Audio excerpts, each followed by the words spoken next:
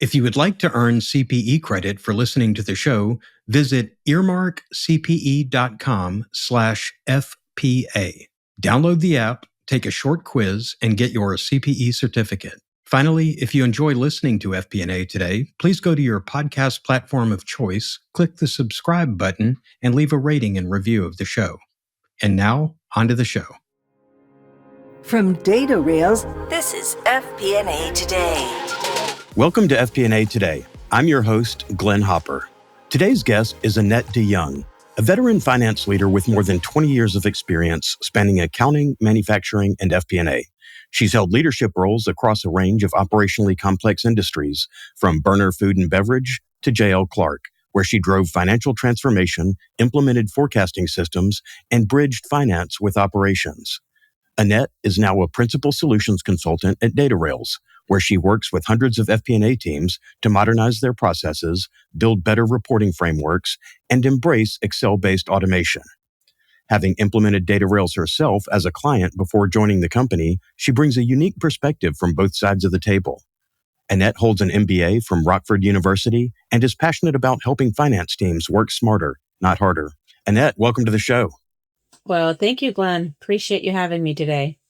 First off, I have to say thank you so much for coming in. I'm so appreciative of having a veteran FP&A pro who's been on the show before, because you literally came in or agreed to do the show and come in just on one day's notice. So thank you so much for coming on. Yeah, absolutely. Always a pleasure. So I love your background and coming from accounting into FP&A and then ultimately into the solutions architect at Datarails. We'll get to that later. But looking at your career progression, particularly within manufacturing, I'm wondering what first drew you to FP&A and how did that transition kind of shape your approach to finance? So manufacturing was almost entirely my career. I graduated college with my accounting degree and was a cost accountant straight out of college, worked for Newell Rubbermaid in their accounting department as a cost accountant.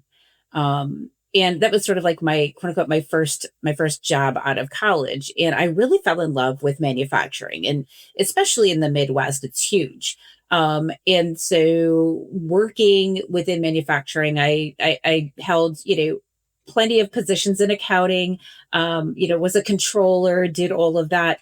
But I can tell you, like, being in accounting, it's very transactional driven. There's not a lot of room for creativity, which is really what drew me to FP&A, was the ability to, yes, use my knowledge of finance and accounting, use everything that I've, sort of developed over the years in accounting, and really be able to take that knowledge and form it into like budgets and forecasts and really more strategy driven and not so transactional, right? So it's more looking ahead instead of always looking at, the history behind you.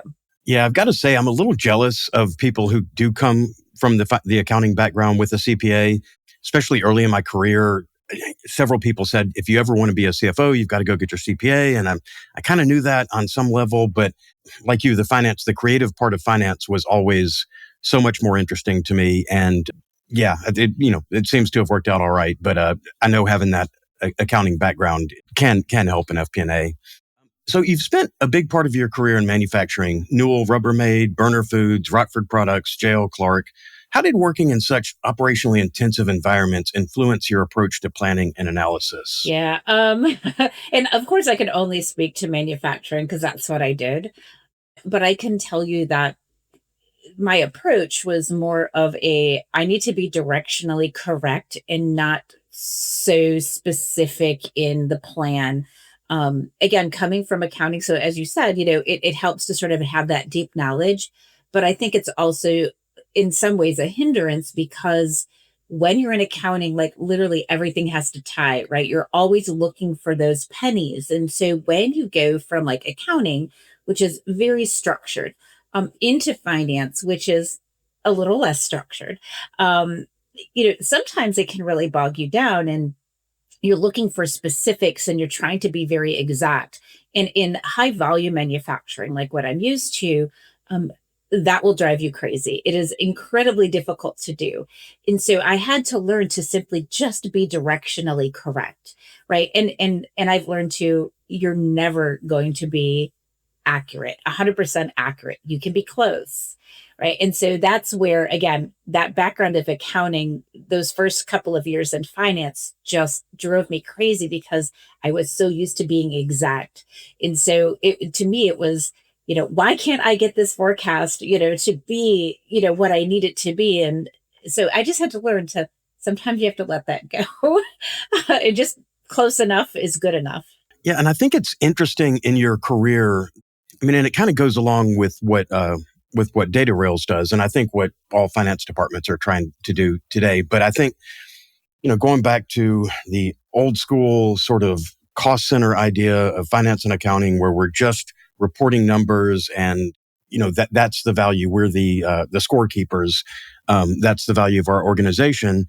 But over the years, we've expanded to become more of a business partner and be more forward-looking, and being able to use the data, not just the financial data, but the data across the company.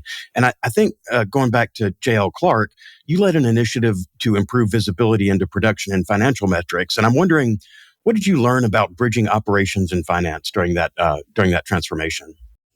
Training. Again, I think just being in finance and accounting, you tend to sort of forget that you speak a very specific language that not everyone understands. And so we did have an initiative where it was called Finance for Non-Finance Folks, where I would literally sit down, especially new hires, those sorts of folks would come in, and I'm like, okay, this is like a crash course in finance so that you understand the numbers. I get that you understand the people and the processes, but now you need to understand how that translates to the bottom line. And so we had these training sessions, and we called them, right, Finance for Non-Financial Folks. And so it was really just sort of, bridging that gap between what they do every day and how that overall like affects the company as a whole. That was the huge sort of like initial hurdle, is because nobody's ever actually had to sit down with anyone in production or operations and have that conversation. And so you could send spreadsheet after spreadsheet to that group, and they would probably not open it. Or if they did, they wouldn't understand it. And when you're in a group full of your peers, you're not going to raise your hand and say, I don't understand this. And this is not unique, to J.L. Clark by any means. I think this is, as I look back, it's very prevalent throughout my career, where you're not going to be the first one to raise your hand and say, I don't understand this. Right. And so just having a safe space, having that training, this where you can ask any questions. You don't understand something, this is the perfect place to ask those questions. So the next time you get that report or that dashboard, you're going to understand it and know what questions to ask. Yeah. And so longtime listeners to the show will know the story. I tell it all the time, but it's right in line with what you were saying. My first CFO role, we were in a private equity-backed car wash company, and we knew we were building the company to sell from the beginning. So financial performance, obviously, very, very important. And the financial mindset, we wanted to push it all the way across the company through the whole culture. So we had a monthly bonus system with the managers of each car wash that was based on their performance to budget.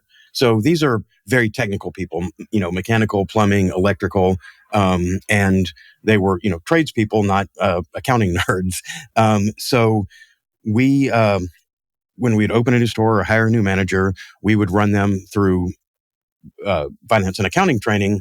And, a lot of reluctance maybe out of the gates, but when we showed them the performance and kind of the metrics that we're looking at and the levers that they can pull and what they can control and how that could impact their budget, this monthly bonus was, their performance to budget. So they would watch not just top line, but managing costs all the way down, and they would, get some kind of profit sharing percentage by however many dollars they beat the budget. So it was interesting. At first, they would kind of glaze over from it, but after a couple of months, and when they saw the impact of managing to their budget, and they saw the impact of the top line and the cost all the way down to the bottom line, and then to their bottom line, they suddenly became very interested. And I always joke that after 3 to 6 months of working with these managers, I'd come in and it was like talking to an analyst from Goldman Sachs or something. So really, really a cool thing to see. Yeah, but they have to understand it. And that's where, again, I think that's a big challenge for finance folks, especially, is getting, bridging sort of like, again, that knowledge gap that says, okay, right, these are the things that you do every day. This is how it affects. And you're right. If they're not incentivized to sort of own that process, there's not a whole lot you can do. But again, when you've got bonus structures, those sorts of things in place, that helps tremendously as well. So not only will they understand it, they'll actually make changes in order to obviously, right, be better about it. But yeah, I always say, think of it as your own personal checkbook. You would not run in the red every single month, right? You're not going to spend more than you make. And so that's the way we need to sort of think about the job that you're doing every day. This is your budget. This is your take-home pay, right? Is what I would say. This is your take-home pay, but these are your bills. And so you have to balance that, but sometimes if you just bring in those real world examples, it clicks, right? For some of these folks. So yeah. And getting that visibility and training, I mean, it's amazing to see how much more effective they can actually be after that. This is probably a good time to transition to talking about Datarails. So you were a Datarails customer before joining the team.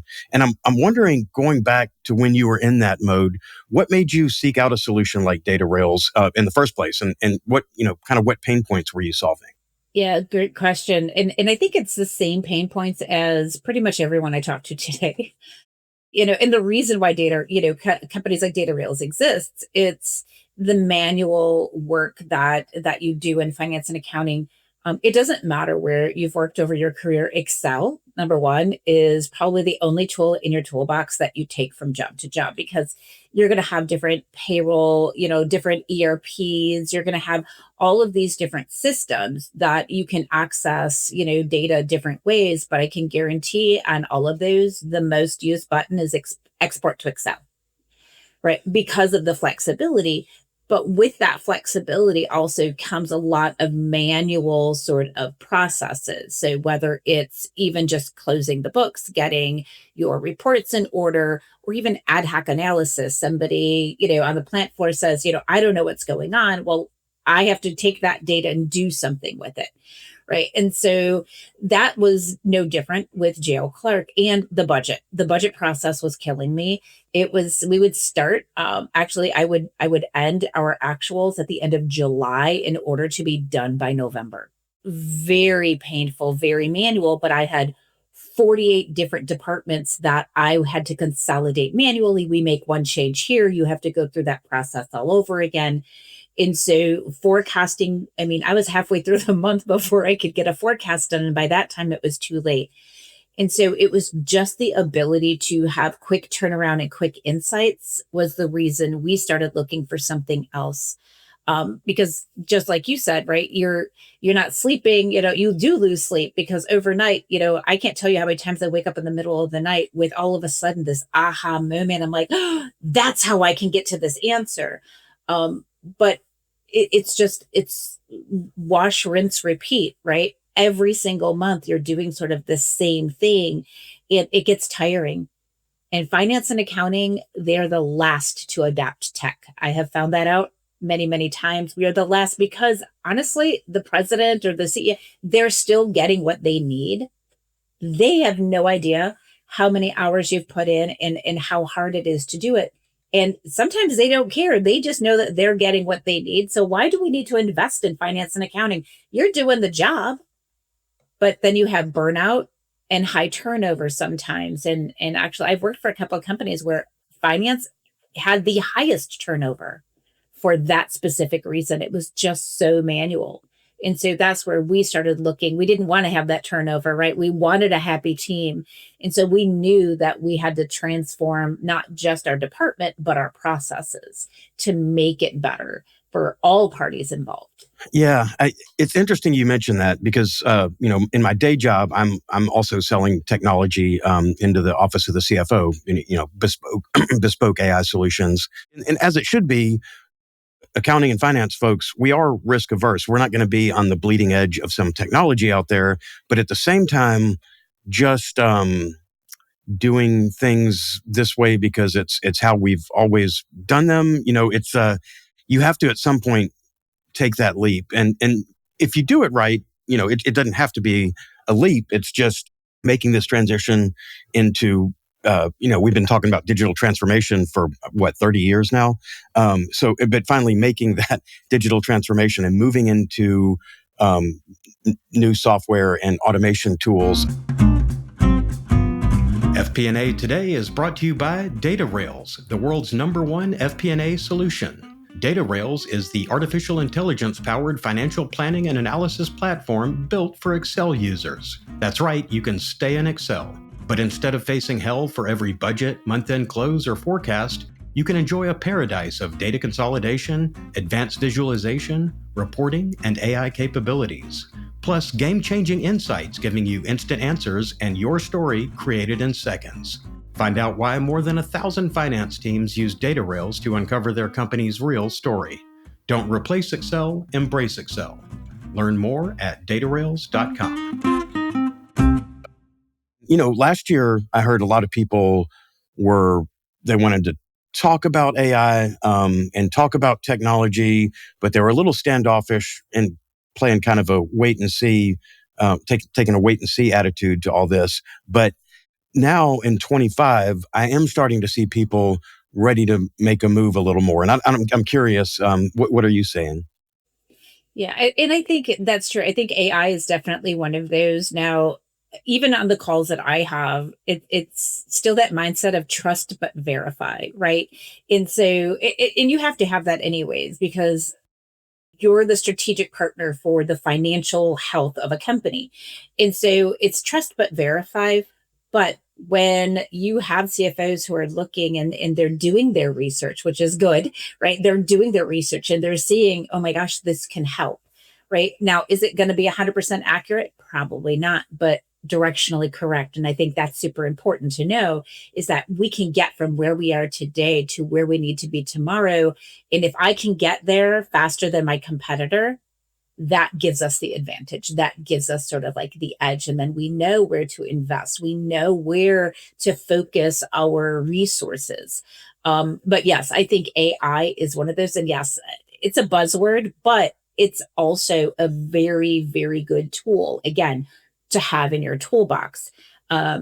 You can be the smartest person in the room, but if you can't communicate with everyone else, that tends to then be a problem. And so, yes, I think that AI is definitely sort of like that push to get folks to start looking at some of these solutions to help not just their departments, of course, the office of the CFO, but really operationally and organization wide. Yeah, and I want to talk about implementation too, because I always say that's the second easiest way to get fired as a CFO is to say I want to implement an ERP.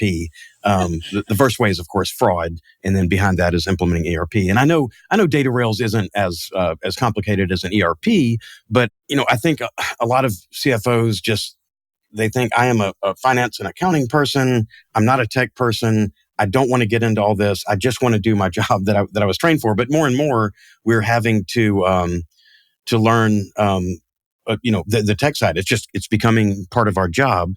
I know you did a Datarails implementation as a user, and I'm wondering how did your implementation experience as a user, shape your perspective when you went across the bridge and came over to join the solution side at Datarails? Yeah, great question. In implementation with Datarails, and I can only speak to that. I haven't really implemented quote unquote a whole lot of other softwares, but I've been involved, right? And so I know the pain that comes with that, especially like payroll software, those sorts of things. And you're working with, your implementation team, and it could take months. And sometimes depending on like a big ERP change, that could take over a year in order to implement, right? And so Coming into Datarails, the one thing that was, I think, really great about it was that the implementation time, number one, it's not a full-time job for me. When you're implementing huge sort of, platforms, a lot of times you need a champion who that's pretty much their job is to make sure that it's set up and they're the liaison between their implementation team and your team. And it can become a full-time job. With Datarails, it's not. And so that is some of the concerns that I get on calls. It's like, we don't have the bandwidth. That is like all the time. We just don't have the bandwidth to implement a new solution. And I always say, well, I mean, you can wait until you have the bandwidth, but when is that but are you ever going to have the bandwidth, right? And so there's a little bit of a trade-off. So number one, with Datarails, it doesn't take that long. I mean, our implementation team does most of the heavy lifting. Yes, it's collaborative. We want to make sure that it is set up the way that you need it to be. However, it is not a full-time job, right? A few hours a week, I would say, you know what, you're probably already working through your lunch hour. So why don't you focus that on Datarails? And within really a couple of months, you can be up and running and be able to leave for lunch. Because now you're not going to be head down in spreadsheets and trying to, do all of this analysis, because we're going to make that so much easier. A little bit of pain in the beginning, right? With anything else. But the reward on the end is so worth it. But if you wait until you quote unquote have time, you'll never do it. Yeah. And now you've seen it, I mean, from literally hundreds of FP&A teams kind of on the Datarails side of it. So you've seen it, all these teams across the industries. And I'm wondering, what are the most common reasons that companies decide it's okay, it's time, we're going to dig in, do the work, and make the transition? What makes them decide it's time to go ahead and do the transition to an FP&A platform? Yeah, it's mostly going to be sort of that satisfaction in your job, right? Turnover, those sorts of things. And sometimes we'll have like champions change in a sales cycle and you have to almost start again. And it's really just because, number one, they're not happy in their job. It's labor intensive. They're working nights and weekends. They don't get to spend time, and do things. And then month end close specifically, right? Month end close is like, you can't plan a vacation. You can't plan really anything around that. Well, wouldn't it be nice to just come in one day, hit refresh, and have your reports done, right? You're ready to go.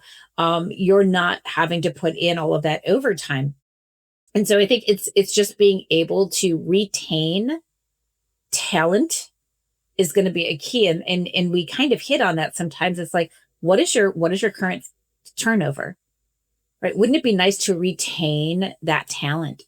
Make sure that they're happy. They're going to show up to do that job every single day because they want to, not because they have to, right? And so that is a huge one, is just being able to retain the talent that you have that job satisfaction, and knowing that you're making a difference instead of just making reports. Yeah. And I'm having a flashback now back to my FP&A days. I'm thinking you have all the work you're doing. You've got your monthly reports, your ad hoc reports that come in. And I think, you and I are both the type that we love to dive in and build our models and do cool stuff there. But when you're building the same models over and over and anything becomes repeatable and it kind of gets to the mundane, well, you stop adding value to the organization because you're spending all your time just, recreating a model. So whenever you can find automation there, it really lets you lean into what humans are good at, that more strategic part of your mind. And the reason that we all went and got degrees in finance and accounting is not because we wanted to be just building models in Excel, but we wanted to be able to add value on the finance and accounting side. And that automation kind of makes it so that it's easier to do that. Yeah, and you can't underestimate job satisfaction. Honestly, you can't. And I can give you an example. I work, and I won't say where, but I worked for a company and I was a cost accountant there. And month end close, I mean, we were of a large finance department. There was probably 9 of us in accounting, really. And month end close, we did not look forward to it at all, because instead of improving the processes to make it easier for us to work as a group, you would sit on, whatever that first day of month end close was, or the second day. And they would literally have these huge white papers printed out of everything, that all the tasks that need to be done by everybody. And although you were done, you had to sit there until everybody else was done. So sometimes that was 11, 12 o'clock at night. Like, we weren't going home until midnight, because we had, even though my job was done by 5 o'clock, we all had to sit as a quote unquote a team, although we couldn't help, right? And so instead of making that process better, we all just we suffered together, right? So misery loves company, apparently. And so that's not a good way to run a finance department, right? Because you've got burnout. That's that burnout I was talking about. And really just for sitting around for the sake of sitting around, right? Just to quote unquote share the pain wasn't the right way to do it either. And so that actually, we had very high turnover, I think more than 100% in the 5 years I was there. Wow. Yeah, I believe it. And that sounds brutal. Yeah. And I know you're seeing more companies than I do probably, but it seems archaic. And it's great that there's tools out there now that, make this a lot easier. What do you think are the biggest priorities today, and how are these evolving from that sort of brute force month-end close team that we used to do? What are the biggest priorities for FP&A leaders today? And I guess how are these evolving? Yeah, and I think for finance teams today, I think it's really about getting out of your comfort zone. A lot of us, again, we're sort of head down. Like, I was a math major to begin with before I even moved to accounting, right? And so you're so like engrossed in the numbers. Sometimes you just need to take a step back, look at the whole picture, and that's where I think finance folks today, that's really where they need to sort of focus, is the company as a whole. And don't be afraid to use AI, right? Don't be afraid to use some of these other tools that are out there. And I know that there's this fear of failure, right? And so, yeah, if I go outside of what I'm used to and I fail, right? Am I going to lose my job? Am I going to, right? All of these sort of things that go on in your head, because again, you've seen it probably over your career that, oh my gosh, somebody failed and they're no longer here. And so I think, though, that you need to get rid of that fear of failure, baby steps if you have to, but utilize the tools that are available. Don't drive yourself crazy using archaic tools and back of the napkin. I mean, at least we're not on green bar anymore. So, I've got that going for us, right? No more ledger books.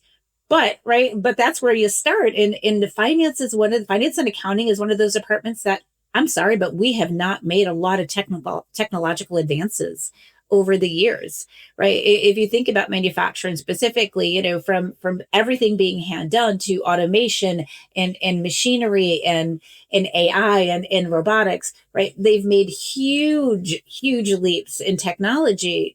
Finance and accounting have not. We're still writing things down. We're still using 10 key calculators, right? We're still doing all of these things that we've been doing for decades. Right. It's time to join that next generation of technology, even in the finance department. And so that's where I think finance leaders today need to look to the future. Again, that's what you're supposed to do, not the past, which is what accounting does, right? But that applies to even your tech stack. You got to look to the future and what can make it better, what can make it, help you do what you actually love, what got you in this, to begin with. And that's usually being able to be creative and strategic and not just tying out reports. Yeah, I mean, we joke about paper ledgers and green bar and the green visor and punching numbers into the 10 key. But I don't want to say it seems archaic because it's what we all use. But I mean, what role does Excel play in all this? There's a lot of talk about killing Excel, but platforms like Datarails seem to embrace it. So where do you stand on the debate? I think Excel plays a huge role, right? I've heard, Excel's going away. I think I've heard that for like 30 years, right? Oh, Excel's going away. We're going to use this, this brand new sort of, shiny, shiny thing over here to get us out of Excel. We don't need Excel. And then why do they have a button that says export to Excel, right? again, it's that flexibility to be able to do what you need to do. And whether that's, and I joke, I'm like, whether that's creating forecasts or budgets or reports, or in my case, right, I actually like designed this set because I do theater a lot. I designed a set in Excel, right? I mean, like literally, you can use Excel for pretty much anything, whether it's artistic or not. And so Excel's not going anywhere because there is no system out there that can do what Excel does with your data. Hands down, there's nothing out there that can do what Excel does. Right. And so being able to pull data from different sets, being able to, run sort of like these analysis and what if, and well, what if I change this or you can't do that. Right. In your ERP, you can't do that in your payroll. Right. You have to have a tool like Excel. We're also very comfortable with it, and so I think that's where like Excel's never going away. Excel is never going to go away. I used Lotus 123 straight out of college, right? That was a terrible, terrible thing.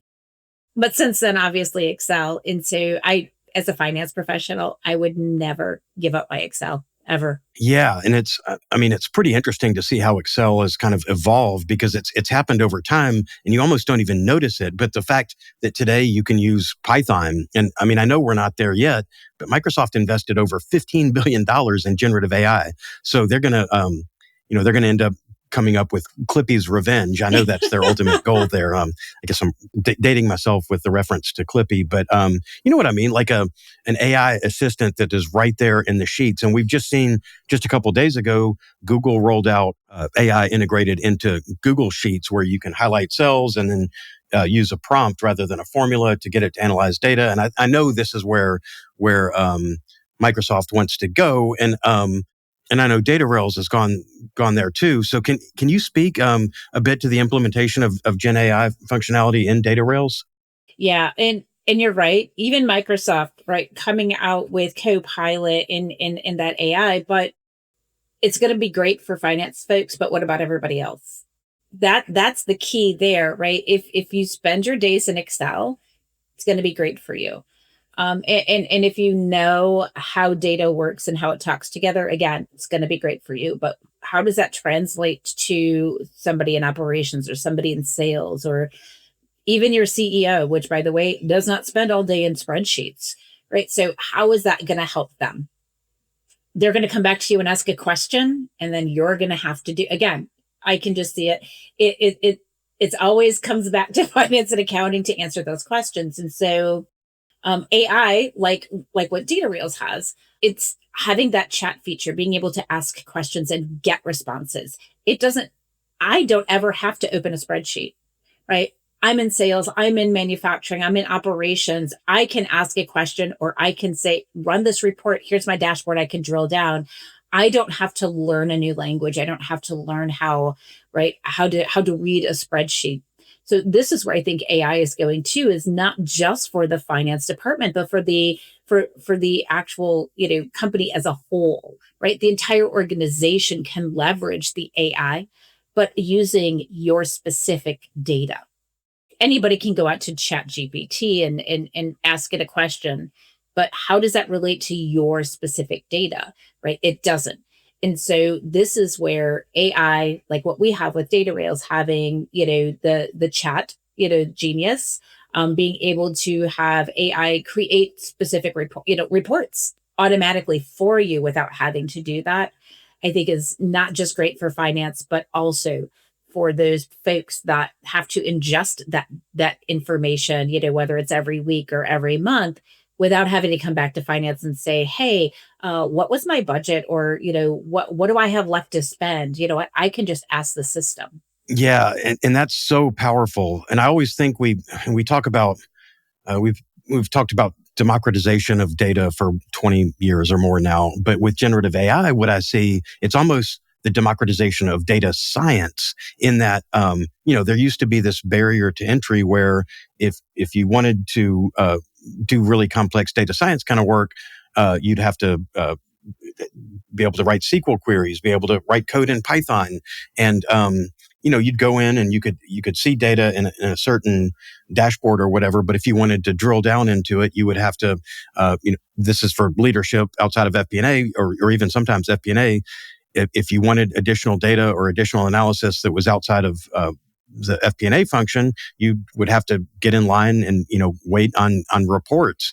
But now this is all happening so quickly, and it really is, even without coding, people do have access to these new tools. And I'm wondering, with all this, with AI, automation, real-time data, where do you see the role of FP&A going in the next 3 to 5 years? Yeah, I think, a lot of folks are a little afraid of the AI and, oh my gosh, what do you need me for? Right? If my CFO can just ask a question and get it, like, what do you need me for? And so there is some fear in that, but what I say is embrace it, right? Don't be afraid of it. Embrace the AI. Like, learn as much as you can, because trust me, that's only going to make you more marketable, right? You have to embrace new technology. We always talk about, like, in statistics, you have that bell curve, and usually you have like early adopters, right? And then of course you have laggards. And so you need to be an early adopter. I think when I was a customer for Datarails, I think I was like customer number 40, like super early on. I was an early adopter, but I'm not afraid of technology. And that's where I think sometimes folks are just afraid of it. They don't know what they don't know, right? So do your research, absolutely, but be an early adopter when these things come out, right? So that you become more valuable than just being, again, being in spreadsheets alone. And I've met sort of finance folks before where it was more of a, right, if they don't come to me and ask me questions, I don't have value, right? I have to be head down. I have to look, right? I have to show that, look at how many hours I'm working. And I'm like, no, right? That is old school thought, right? Actually, I think you're more valuable if you're only working 8 hours a day and getting the job done. You shouldn't have to work 12 and 14-hour days. Right. And so I think just embrace that, embrace the new technology as it's coming out, be an early adopter. Yeah, 100%. When that old school mentality of being that gatekeeper and getting your power comes from, you're the only person who can do something. You're the only one who has access to the data. I'm the only one who can do this. So you're going to have to wait. And then I'm working 12 or 14-hour days, and I'm the only one who can do this. So I think that we've evolved in recent years, and I think that gatekeeper model is broken. It was broken then, but it's less acceptable these days. And I'm right there with you about just embrace it and learn it. And I wrote my first book on using machine learning in finance back in 2021 when nobody was really talking about that. But I think we can all see where this is headed. So to me, it was important to get the ideas out early and say, I understand we went to school for finance and accounting, but technology is forcing us to up our game and understand, and we just have to evolve. It's like accountants getting CPE credits. We have to evolve and stay up to date with what's going on to be effective. There's that thing that everybody's saying, what the AI is not going to replace humans. Humans using AI are going to replace those who don't. And it's said so much now. It's a cliche almost already, but I do think it's true. And if you are going to use AI, you have to understand it. So that's why maybe I wrote the second book to really dive in more detail on what these algorithms are, how they work, and what they do, because I feel like you have to know that, because if you don't understand how the tools are working, then you might as well ask your question to one of those magic 8 balls, shake it up and get the answer, because it's not, if you can't justify it, if you're coming up with numbers that you can't explain where they came from, then you're not doing your job in finance and accounting. Yeah. And we need to get rid of the mindset that you're not replaceable, because and that's not to say that, you're going to lose your job. But what I've always said is, if you're not replaceable, you're not promotable, because who's going to do that job now, right? You're the only one that knows how to do this. If you're not replaceable, you're not promotable. So I say, right, learn as much as you can, but be willing to hand off and train others so that you can move on and do things that you want to do. Yeah. Love it. Love it. we are hitting about that time of the show where we need to switch over to our key questions that we ask everyone. And having previously hosted the show, I think you know what the two main ones are here. So first, I guess we'll just dive in with what is something that not many people know about you? Maybe something they couldn't find just by Googling you. Oh man. Theater. I am huge in theater. I direct children's theater. So I work with kids all the time. We actually just last weekend was our final weekend. I produced Beetlejuice Jr. Had 46 kids in the cast. It was absolutely amazing. I love it. I've been doing that for like 20 years as well. It's a small nonprofit that a friend and I run. It's just the two of us. And so we count on, a lot of volunteers for sure. But that is definitely something you're not going to really find on LinkedIn or anything else, but it's definitely a passion of mine. Oh, that's great. Both my kids did theater growing up, and they still, they're grown and out of the house now, but they still stay in touch with the director from going all the way back to middle school. Great woman, and it made a difference in their lives, and I know you are too. So that's great. Okay, so now everybody's favorite question. And we do all this. We ask everyone, and I keep saying I'm going to log this because we need to do something with this data, but we're not logging it now. So what is your favorite Excel function and why? And I knew you were going to ask this. And so it's changed. So if you would have asked me a few years ago what it was, I would tell you index match. By far my favorite Excel function because I always despised VLOOKUPs and I still get people who are like, I love a VLOOKUP. I'm like, yeah, but your data's got to be sorted right. And it's got to be like, that's terrible, right? XLOOKUP is probably my new favorite because it did take my index match and made it so much cleaner and easier to really sort of, again, to bring that data together. So yeah, I'm going to say XLOOKUP is probably my newest favorite. All right. So now I know what I need to do. I need to train an AI to go back and listen to all the episodes, grab the answers, and then put them into a table, and then we can see the plot and see what they used. So, well, thank you so much for coming on. And I guess before I let you go, where can our listeners connect with you to learn more about you and the work you're doing at Datarails? Oh, absolutely. LinkedIn. I'm on LinkedIn. I probably don't post as much as I should, but I still do. But yeah, anybody wants to connect with me, LinkedIn is the way to find me.